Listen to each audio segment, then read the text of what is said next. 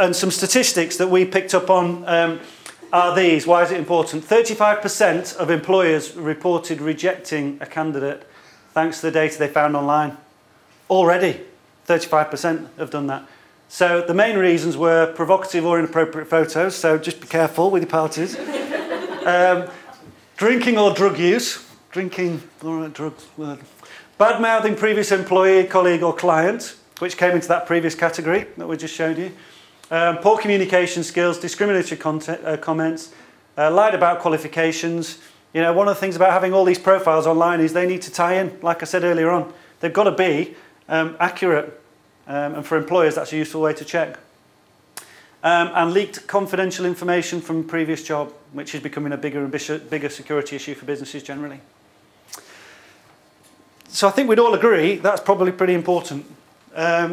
I suppose you could go to the other extreme and go, right, well, I'm not putting anything online, so nobody can see anything about what I do. But let's look at it from a more positive perspective. If employers are looking for you online to see what your background is, see what you've done, see how active you are in the community, at work, then it's going to be a positive thing.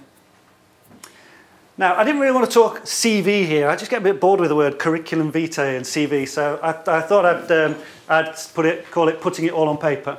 It's the most important document in your job search. We still get candidates, and I'm sure all recruitment businesses and all businesses still get candidates that write reams of introductory information on a covering letter. I'm advising you all now not to waste your time doing that, because the vast majority of them won't get read. The vast majority of companies will go straight to the CV and have a look at the background on your CV first to see whether there's relevance to the job you're applying for. It's okay to put a little summary in there about why you think you're appropriate to start off with, you know, in the covering letter.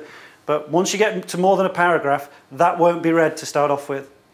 So on a serious note, do think about the importance of the CV, not the covering letter. The covering letter will never get you the job. It's a CV that will. I'd argue it's more important than the application form. There's still a lot of companies have lengthy application forms, but the CV has to be accurate to start off with. Most people will have the CV in place anyway, and all the application form will be is transferring data from one form to another. So the CV is still absolutely critical. It's the first opportunity to make your impression. Hopefully they won't have looked you up online or seen you in any dodgy videos or seen any dodgy pictures of you before they get your CV. So this will be the first time they are introduced to you as an individual. So it has to be absolutely spot on. And you know, in order to stand out, don't try and be too quirky with this document. People don't want to have to try and work out what you've done. They want it to be transparent. They want to see it clearly so that they can make a quick decision. Is this somebody I need to be spending more time with, or should I be looking at other people? So unless you're applying for some sort of, you know, creative director's role working with kids, you know, doing animation, then it needs to be a relatively straightforward, structured CV. Another reason for keeping the formatting straightforward is that this is going to be emailed, and you don't know on what basis people are going to be opening it on their PC when they open it.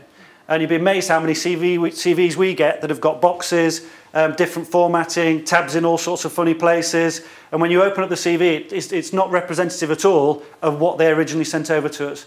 And so, you know, it might be encouraging, or you might be excited about making something that's really creative, but actually think about how it's going to be received by the individual when they get it on their screen to look at for the first time. And again, you've got to make a good first impression. So what we're doing there, if we're keeping the formatting straightforward, is we're making it easy for the reader. We want to make it as easy as possible for them to bring us in for interview, because then that's the opportunity for us to get the job. And make it relevant.